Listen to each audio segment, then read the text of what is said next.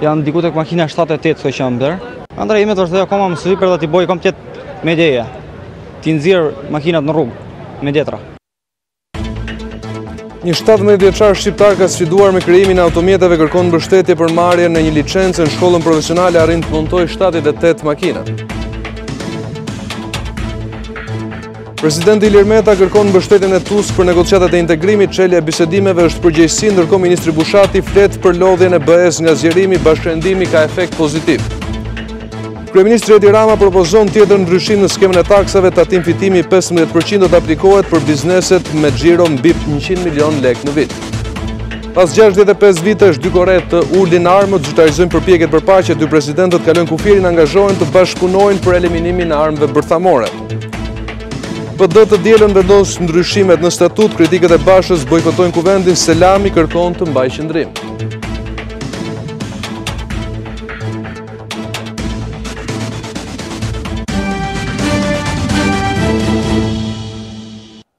Shikues të nderuar, mirëmbrëma, ky është edicioni qendror i lajmeve këtu në Radio Televizionin në Ora News. Do të vjoj menjëherë me zhvillimet kryesore. Presidenti Ilir Meta është takuar me presidentin e Këshillit Evropian Donald Tusk në samitin e Berdobriuni, që po mbahet në Shkup. Kreu i shtetit i ka komunikuar zyrtarit të lartë evropian se Shqipëria shpreson në një vendim pozitiv për çeljen e negociatave, ndërsa shton se kjo është një mundësi e mirë për të marrë më tepër përgjegjësi.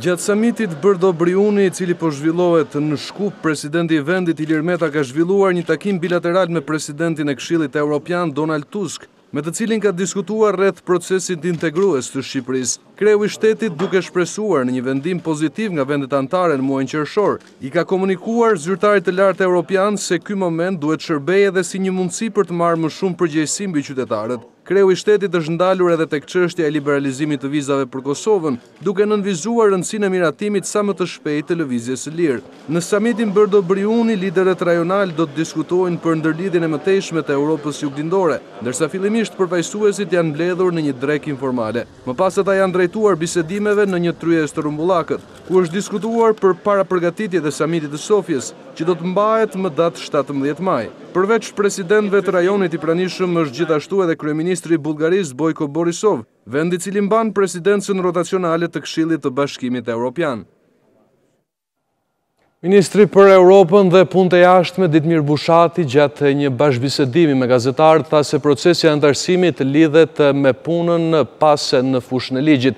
Pyetur për deklaratat e Macron kundër zgjerimit të BE-s, Bushati tha se nënkupton problemet e bllokut, por negociatat duhet të çelen për të bashkërenduar më mirë me BE-n. Ministri i Jashtëm Ditmir Bushati gjatë një diskutimi me gazetarë në Bruksel për ambicien e vendit për fillimin e bisedimeve për antarësim, u shpreh se ka lodhje edhe nga europianizmi. Me këtë terminologji të përdorur, ministri i Jashtëm i kishte fjalën për të gjitha hapat në fushën e ligjit. Ka dhe lodhje nga evropianizmi. Lodhja nga evropianizmi është e lidhur me hapat pas në fushën e ligjit nga disa shtete anëtare. Procesi do të zgjasë shumë dhe që rrjedhimisht është e rëndësishme kuadri strategjik i bisedimeve të antarësimit në Bashkimin Evropian. Po a ishte shqetësuar Shqipëria nga deklaratat e presidentit francez Macron, që Parlamenti Evropian nuk donte zgjerimin e mëtejshëm të Bashkimit Evropian përpara se bloku të bëjë reformat? Nga deklaratat e Macron, ne nuk kemi kuptuar që domosdoshmërisht e përjashton antarësimin e Ballkanit Perëndimor në Bashkimin Evropian. Kuptojmë problemet e bllokut, por negociatat duhet të çelen për të bashkërenduar më mirë me Bashkimin Evropian. Rama u shpreh në Berlin më herët se privimi i Shqipërisë që të bëhet anëtare e Bashkimit Evropian mund të ushqejë radikalizmin islamik në vend. Pyetur për deradikalizmin islam në Ballkan, Bushati tha se përvoja e tij ishte krejt unike dhe për këtë Shqipëria ka marrë vlerësim nga BE dhe Shtetet e Bashkuara të Amerikës. Përvoja jon bazohet në kundërshtimin e ekstremizmit të dhunshëm dhe zvoglimin e këtij fenomeni me metoda të buta, dialog me udhëheqësi fetar, futje në programe të reja të sistemit arsimor. Bushati tha se reforma gjyqësore po trajtohet në një fazë të hershme të procesit të antarësimit të Shqipërisë, madje përpara fillimit të bisedimeve të antarësimit. Kryeministri Edi Rama dhe Ministri i Financave Arben Ahmeta i zhvilluan një bashkëbisedim me përfaqësues të biznesit në lidhje me aplikimin e skemës së TVSH-s për biznesin e vogël. Rama përsëriti qëndrimin e tij se bëhet fjalë për një procedurë e cila ka për qëllim të shmangë abuzimin e bizneseve të mëdha. Sipas Ramës, qeveria po shikon edhe mundësinë e rritjes së dyshemes për bizneset të cilat aplikohet të tatim fitimi me 15%. Ata Kryeministri Edi Rama njoftoi se brenda 2 muajve që vijnë, qeveria shqiptare do të rrisë pragun për pagesën e tatim fitimit për bizneset nga 8 milion në 10 milion lek në vit. Aktualisht një subjekt që realizon një xhiro nga 5 deri në 8 milion lek në vit paguan 5% tatim fitim, ndërsa mbi këtë shifër paguan 15%. Në një takim me biznesin e vogël, kreu i qeverisë prezantoi ndryshimin i cili sipas tij synon të ulin formalitetin. Maksimumi 2 muaj që vinë. Kështu që këtë do bëjmë. Nuk kemi akoma të sakt që t'ja u themi sot sa, po mbi 1 milion nuk diskutohet. Që në mënyrë që mos gënjeni më, dhe në mënyrë që të ktheheni në aleat të interesuar vetë të qeverisë që t'i thoni biznesit madh stop çdo gjë me faturë. Kreu i shoqatës së biznesit të vogël Albert Nasto ngriti si shqetësim korrupsionin dhe klimën e të bërit biznes, ndërsa kryeministri i kërkoi që bizneset të denoncojnë çdo abuzim. Korrupsioni është bërë një gangrenë e madhe. Ju jeni kryeministër, nuk mund t'i kontrolloni të gjitha. Por poshtë në bazë kontrollet e shpeshta, gjoba të majme. Ka dhe parazit, ka dhe grabitqar, po ata janë kollaj. Nëse ju doni t'i luftoni. Rama ironizoi biznesin e vogël për protestat, ndërsa debatoi në lidhje me shifrat që ata prezantuan. Gjatë vitit 2014 deri në 2017 janë mbyllur të marra nga qeveria 82.000 biznese. Po ku i gjeni këto shifra, se jam shumë kurios. Atëre, të marra nga qeveria. Po. Është shumë e saktë. Është pa saktë. Nëse. Okej. Vazhdoni mbylljen qeverisë e tregjeve. Falenderonja sepse Në lidhje me deklaratën për përfshirjen në TVSH, ministri Ahmeta i tha se nuk do të ketë më shumë se 6 kutia për të plotësuar. do të jetë një deklaratë shumë e thjeshtë me 4 deri në 6 kutia shumë të thjeshta. Propozimi i bërë nga qeveria është mirëpritur nga biznesi i vogël. Për të diskutuar më shumë mbi zhvillimet në ekonomi, do të kemi tani një lidhje live me ekspertin e ekonomisë Besart Kadia. Besart, përshëndes, si konsideroni masat që po konsideron qeveria për bizneset që qarkullojnë mbi 100 milion lek në vit? Mirë mbrëma, kjo është një diskutim që është bërë ndoshta qënë tetor, kur hodhi ideja e parë për të përfshirë edhe bizneset e vogla në skemën e TVSH-s. Shumë lobues biznesi apo shumë zëri biznesi në atër kohë ka thënë që okay, në rast se doni të përfshirni TVSH në 20 milion lek, duhet me detyrimisht të bëni disa lëshime ose të incentivoni bizneset që të mos kenë frikë se mund të arrijnë pragun e 100 milion lek. Që është një diferencë jashtëzakonisht shumë e madhe, duhet të thënë që për bizneset që bërin 79 milion lek, më falni, të vjetra, paguanin më pak ose 10% më pak tatim fitim se sa bizneset që bërnë 81 milion lek të vjetra themi xhiro. Pra, në këtë kuptim është një sistem i cili shtyn dhe bizneset për të qëndruar të vogla. Por duhet thënë që skema përfshirje bizneseve të vogla në TVSH është një skemë e cila është deri diku teknike për drejtorinë e tatimeve, por nuk është se ndryshon dhe i gjë thelbësore në strukturën e të bërit biznes në Shqipëri, që është ai që u përmend pak më parë, çështjet e korrupsionit apo çështjet e ndryshimeve të shpeshta të politikave fiskale. Dhe kjo që apo ndodh sot është pikërisht një ritheksim i kaosit që ndodh shpeshherë në politikat fiskale në Shqipëri, ku lançohen premtime të mëdha, për shembull, po kjo qeveri premtoi që do të tatimin progresiv nga 23% në 18%, nuk e bëri, ndërkohë nuk e përmend asnjëherë përfshirja e biznesit vogël në TVSH e futi, ndërkohë s'u përmend sërish asnjëherë që bizneset e mëdha do shkonin në 100 milion lek xhiro. Pra, në këtë kuptim duhet një paketë e thjeshtë, një paketë e cila lehtëson bizneset nga deklarimet apo nga ndryshimet e shpeshta të politikave fiskale. Duhet tatim, ndoshta rikthehemi edhe një debati i parë, duhet tatim i sheshtë, në mënyrë që bizneset ta dinë një herë mirë. Sot e tutje do përfshihen në TVSH, do kenë të tatim fitimi, të tatim për të ardhurat personale, dhe nuk do ndryshojmë më për 4 vjet. Por ndërkohë kemi 4 muaj që në mënyrë konstante qeveria ndryshon planet, premton ndryshime të shpeshta, dhe ky kaos është shumë herë më i dëmshëm se sa ç'është dëmi që ndodh biznesit direkte vetëm me themi ndryshimin e politikës fiskale.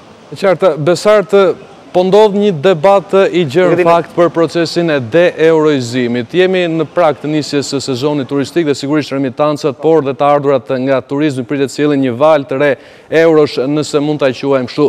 Sa fitojmë dhe sa humbasim me këtë proces? E cili është bilanci? Çështja e zhvlerësimit ne kemi edhe Bankën e Shqipërisë nga mbrapa, është diskutim i gjerë që bëhet faktikisht për ekonominë shqiptare, sepse fakti që shumë prej bankave jepnin kredi në euro e bënte politikën e Bankës së Shqipërisë jo shumë efikase. Është një tendencë deri diku pozitive në afatgjatë që kredidhënia të jepet në monedën vendase, po do thoya që nuk ka qenë ndonjëherë problem thelbësor i ekonomisë shqiptare, sepse inflacioni ka qenë në kontroll, çështjet e deficitit tregtar nuk është se ka qenë deri diku stabil për shkak të kursit të këmbimit, kurse ky kurs i ri, ky zhvlerësim i euros në Shqipëri me afërsisht 6% vetëm në vitin gjatë një viti, ka bërë që të goditen kryesisht eksportuesit shqiptarë. Dhe kjo nuk është një lajm i mirë për Shqipërinë. Nga ana tjetër, arsyet pse kemi këtë zhvlerësim të monedës euro, pra zhvlerësim të monedës vendase, janë shumë të paqarta, sepse nuk ka asnjë ndryshim thelbësor të strukturës së ekonomisë shqiptare apo të financave publike shqiptare, që do të bënin të mendonin që ky zhvlerësim që po ndodh në 6% afërsisht gjatë vitit të shkuar mund të përkthehet. Ajo që thoni ju gjithashtu është një pritshmëri natyrshme që i ndodh publikut shqiptar, që kjo nuk do ndalet, pasi në muajt që vinë, dhe me rritjen e turizmit apo dhe me ardhjen e qytetarëve nga jashtë, do të rritet akoma më shumë zhvlerësimi i monedës euro për shkak të prurjes nga jashtë. Unë do të thoya që është një debat i cili do të jetë shumë i kujdesshëm. Banka Qendrore do të artikulojë më qartë se çfarë nuk kupton me deeuroizim të ekonomisë vendase, pasi shumë prej aktorëve agjendave ekonomike ka keq interpretuar si një argument i cili i ka tërhequr euro dhe kanë shpërmbyer me lek me monedën vendase. Pra, do të sqaroj më mirë dhe është një çështje e komunikimit, përveç faktit që tham pak më parë çfarë mund ndodhi për efekte sezonale. Ndërkohë, kryeministri vionte përsëris se vendosja e TVSH-s për biznesin e vogël nuk do të ketë efekte negative ose rritje çmimesh, mbyllje bizneses. Ju si e gjykoni këtë çështje? Dëgjoj, kjo është një debat që unë mendoj që është i ezaruar për ekonominë shqiptare. Ka qenë nga viti 96 që qeveritë të ndryshme tentojnë ta ndryshojnë pragun e përfshirjes bizneseve apo jo në skem. Pra ka qenë 2 milion lek në 96-ën, ka vajtur në 8 milion lek në 2002-shin, pastaj në 5 milion lek prapë dhe tani në 2 milion lek. Pra në këtë kuptim, këtë mendoj që është një çështje që duhet kaloj, që gjithë bizneset duhet përfshirë në skemën e TVSH-s, pasi është një taks ose është tamam një taks e cila nuk pagohet nga bizneset, por pagohet nga konsumatori. Dhe në këtë kuptim, konsumatori bën një zgjedhje të produkteve të cilat ofrohen në treg.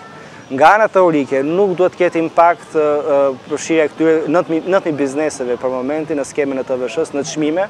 Dhe kjo është vënë re edhe në realitet, pra nuk ka patur ndonjë ndryshim thelbësor të çmimeve, pasi kjo parashikohet dhe kjo ndodhi. Por kjo do të mbështetet në gjithë lehtësirat e tjera për biznesin. Pra që është premtuar sot në 100 milion lekë do të ishte thënë më parë, dhe nuk do të jetë 100 milion lekë, por do të jetë ndoshta edhe më shumë për të incentivuar bizneset të cilat përfshihen në skemën e TVSH-s, e cila është prurja taksa kryesore që mban buxhetin e shtetit shqiptar. Pra është një ndër ato instrumentat kryesor.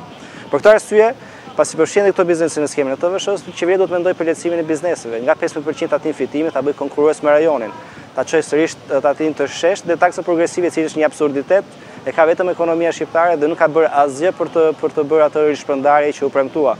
Pra duhen hequr këto politika jashtëzakonisht teorikisht ideologjike, por që kanë dëmtuar në realitetin e të bëjë biznes në Shqipëri. E qartë, Besart, falenderoj për analizën e disa prej zhvillimeve më të fundit nga sektori i ekonomisë.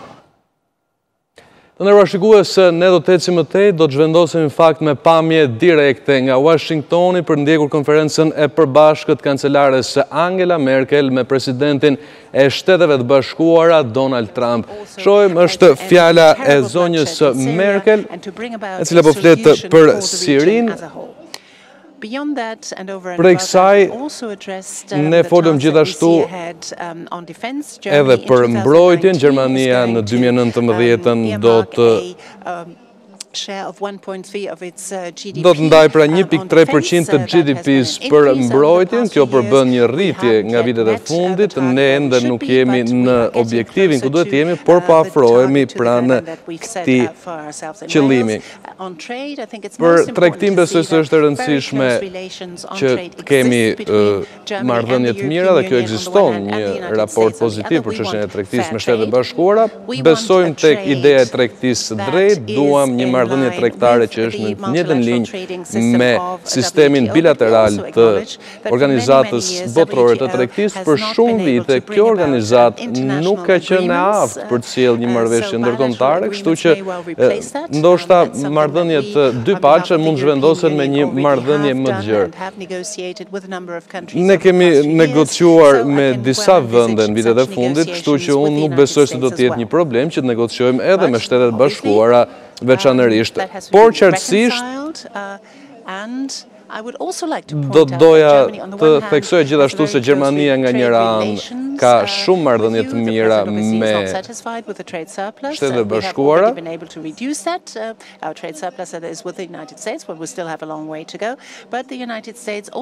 Shtetet e Bashkuara kanë bërë një reformë taksash dhe sigurisht territori amerikan është bërë sërish një vend tërheqës për kompanitë tona që të investojnë këtu. Gjithashtu, shumë makina po eksportohen, pra që janë prodhuar në SBA dhe po eksportohen në vende tjera. Ne po krijojmë vende pune edhe për Amerikën dhe besoj se këto janë kushte mjaft të favorizueshme dhe një hapësirë e mirë për të folur mbi tregtinë. Do të diskutojmë më gjërësisht për këto çështje dhe sigurisht do të vijojmë të flasim edhe në samitet tjera. Ne ndoshta i shohim her pas here çështjet në mënyrë të ndryshme, por besoj se mund të flasim mbi bazat e miqësisë. Flasim për një botë multikulturore, një botë të hapur. Ever since 1945, about 17 million members of the US military were stationed in Germany, and a lot of them have established very close ties, kemi edhe bashkëpunim të ngushtë ushtarak, i numri konsiderueshëm ushtarësh amerikanë janë vendosur në Gjermani ose të paktën kanë kaluar aty për misione të ndryshme.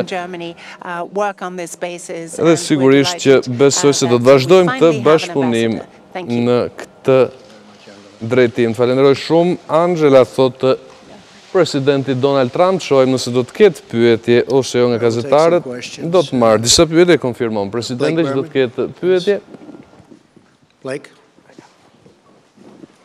Thank you, Mr. President. Falenderoj zoti president. Unë doja të pyesja disa pyetje. I want to ask you about a couple comments that you made in the Oval Office earlier, për disa komente që bët më herët në zyrën ovale që thatë për Korenë e Veriut, e cila e ka luajtur pra shtallur me Shtetet e Bashkuara në të shkuarën. A mendoni se do të ketë realisht një denuklearizim? A mendoni se duhet të jeni më të afërt në këtë marrëveshje? Apo doni të keni një marrëveshje më gjithëpërfshirëse me aktorët ndërkombëtar që janë përfshirë në këtë rajon? Ju thatë se marrëdhënia me Korenë e Veriut po forcohet. A keni folur me zotin Kim Jong-un personalisht dhe a planifikoni ta bëni në të ardhmen? Ne kemi një marrëdhënie shumë të mirë pune, kemi caktuar një takim, gjërat kanë ndryshuar në radikale nëse flasim për situatën e pakove më parë. Ne duhet të punojmë moment pas momenti dhe sigurisht duhet të arrijmë një marrëveshje me Korenë e Veriut që do të përbënte sigurisht një lajm pozitiv. Ne po dalim shumë mirë dhe diçka dramatike do të ndodhë, është një marrëveshje pra kjo e sotmja që është firmosur me shumë respekt. Kam folur me presidentin Moon të Koreas së Jugut dhe ai ka pritshmëri të larta se do të arrijmë një sukses të madh, duke qenë se është një problem madhor dhe për një moment njerëzit kanë filluar të blenë bileta për çështje ndryshme kur Korea e Veriut pranoi të paktën të shkonte për lojrat olimpike në Seul. Korea e Veriut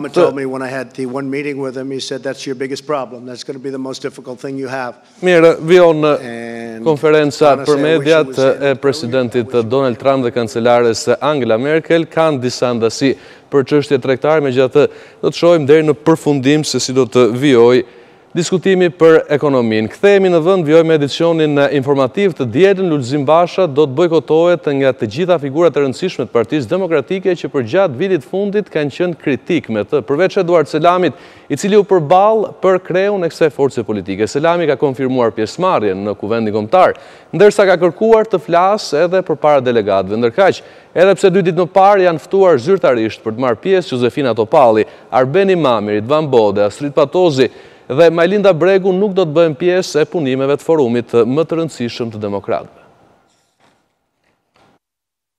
Ish deputetët kritik me Lulzim Bashën do të bojkotojnë kuvendin kombëtar të Partisë Demokratike. I vetmi që ka qasje të ndryshme nga ish kolegët është Eduard Selami, i cili garoi në 22 korrik përballë Lulzim Bashës për kreun e Partisë Demokratike. Zoti Selami jo vetëm që ka konfirmuar pjesëmarrjen, por ka kërkuar të drejtën e fjalës para delegatëve për të folur për statutin dhe problemet e brendshme në këtë forcë politike. Pjesë e kuvendit kombëtar do të jetë dhe ish funksionari i lartë i Partisë Demokratike Besnik Mustafaj, ndërsa ish deputetët Josefina Topalli, Arbeni Mami, Ridvan Bode, Astrid Patozi dhe Majlinda Bregu. Bojkotin e arsyetojnë duke theksuar se agenda e këtij kuvendi nuk parashikon diskutime për statutin dhe nuk ekziston mundësi që ata të marrin fjalën përpara delegatëve. Por burime pranë Partisë Demokratike theksojnë se është statuti që i mundëson çdo pjesëmarrësi të flasë në kuvend, ndërsa i cilësojnë pretendimet si alibi për mos pjesëmarrje.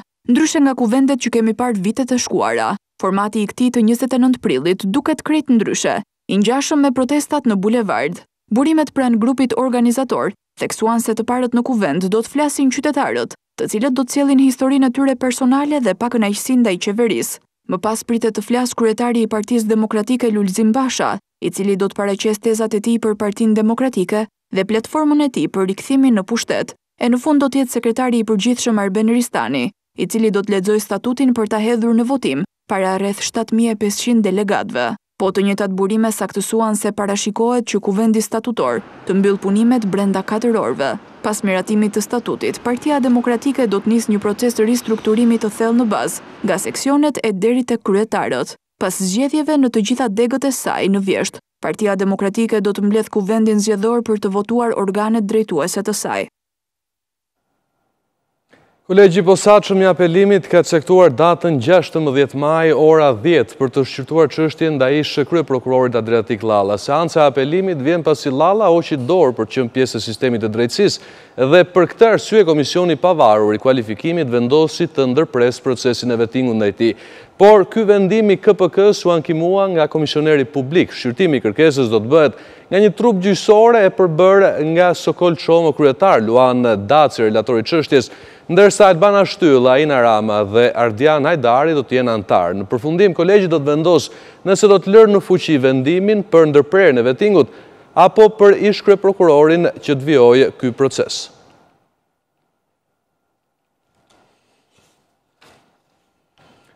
Tecim mëtej, në kohën kur policia e Tiranës lajmëroi arrestimin e 2 autorëve të vrasjes së Agim Bucit në Kamës edhe plagosjes së bashkëshortes së tij, vllai dhe motra apelojnë që tani të vendosë drejtësia. Policia thotë se të arrestuarit pranuan krimin, ndërsa familjarët e viktimës falenderojnë uniformat blu dhe tregojnë dhimbjen që përjetuan.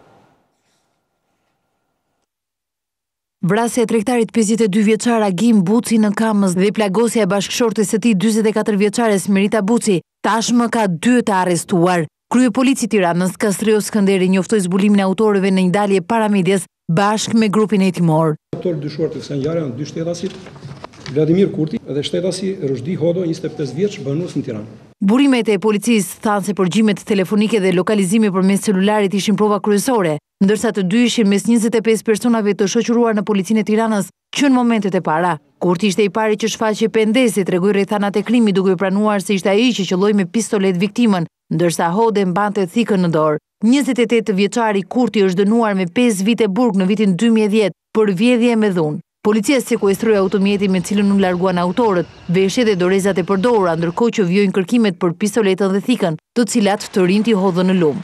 Ata u risollën edhe një herë tek marketi ku kryen vrasjen dhe aty rrëfyen dinamikën e ngjarjes, se si në fillim mbajtën në krah djalin 6 vjeçar dhe mëtej qelluan me ritën në këmbë, ndërsa në fund vran Agimin me plumb në gjoks. Vëllai i tregtarit, Rifat Buci dhe motra Lume Dika, për mikrofonin Ora News kërkuan drejtësi.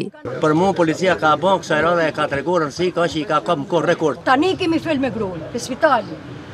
Më kanë thonë lekët. Tha, këmë thonë, qa lekë shkërkoni ju? O djerë sa ime. Thanë, në të parën, tha kanë gjojtë, tha, jam rëzohë. Në atë kotha ka dalë burri që ka gjënë të seleksionu mallin. Mesazhe më të forta lëshoi Kunata dhe kushuri i reagimit. I lutem shtetit t'i japi dënimin e meritos, se më kalën 4 fëmijë kapital, ose mori dënimi, unë dhe shkojnë gjyqu, so jam Kunata e vetë, se kom shkuja e kom gri. Vetëm o drejtësia të shkojnë vendin e vetë, e të bëjnë punë që për po, ose dhe të ketë vetë mbrojtje. Ore me pyet ne për dënimin jonë është dënim kapital, dënimi jonë. Sipas dëshmitarëve, marketi ku ndodhi ngjarja nuk bënte më shumë se 3.000 lekë të reja xhiro në ditë. Shpenzimi i 60.000 lekëve të vjetra në 2 ditë i kushtoi jetën një 68 vjeçare. Suzana Shumani u godit për vdekje me çekiç në kokë nga 69 vjeçari Bashkim Teli, me cilin bashkëjetonte prej disa kohësh në lagjen Parruc të Shkodrës. Në lagjen Parruc ku jetonin i konsideronin si çifti i lumtur, por bashkëjetesa e Bashkim Telit dhe Suzana Shumanit përfundoi në mënyrë tragjike. 69 vjeçari e vrau gruan me çekiç pas një debati për 6.000 lekë të harxuara në 2 ditë. Të paktën ky është deklarimi i parë pasi u vu në pranga. Ngjarja u regjistrua rreth orës 1 pas mesnate. Debati me tone të ashpra zgjoi fqinjët, që njoftuan policinë. Teli mësohet se tentoi të largohet nga vendngjarja, por nuk ka bërë rezistencë kur u përball me forcat e policisë, që kishin mbërritur shpejt në vendngjarje. Vrasja i ka tronditur fqinjët që thonë se i njihnin si çift të qetë dhe pa probleme. Ata kanë dalë për ditë me sheti dorë për dorë me njëri tjetrin. Unë bile i kam thirrë vetë, unë i kam thirrë çifti i lumtur. Bashkim Teli është baba i 2 vajzave të rritura. I ve dhe për të shkolluar vajzat i kishte ndjekur në Tiranë, ku ishte njohur me Suzana Shumanin edhe ajo nën me fëmijë. Disa vite më parë ishin rikthyer në Shkodër. Bashkimi ka qenë gjithmonë në përgjithësi një tip i qetë. Asnjëherë s'ka, domethënë nuk ka linë konflikte në familje, në gjëra, për një atë arsye me të habitun. Si ka mundësi që Bashkim Teli të bëjnë këtë krim. Bashkim Teli tashmë akuzohet për veprën penale vrasje për shkak të marrëdhënieve familjare, për krimin e radhës ku viktima është gruaja. Udhëheqësit e Koreas Veriut dhe të Jugut kanë zyrtarizuar përpjekjet e tyre për të vendosur paqen mes vendeve. Në samitin historik të zhvilluar këtë të premte, palët kanë konfirmuar bashkëpunimin për denuklearizimin e plot gadishullit, si dhe për nënshkrimin e një traktati për përfundimin e luftës 65 vjeçare që ka përçarë 2 Koret. Kim Jong-un është bërë i pari udhëheqës koreano-verior i cili shkel në Korenë e Jugut, që prej fundit të luftës koreane në 1953. Në një moment të pasur me simbolizëm dhe madhështi, presidenti koreano-jugor Moon Jae-in dhe zoti Kim shtrënguan duart në kufi. Por midis gjithë lëvizjeve të paramenduara, një moment tërhoqi vëmendjen e të gjithëve. Pikërisht çasti kur zoti Kim ftoi homologun e tij Moon të kalonte vijën kufitare për të shkelur në Korenë e Veriut, përpara se të dy udhëheqësit të riktheheshin në territorin jugor, gjatë gjithë kohës duke shtrënguar duart.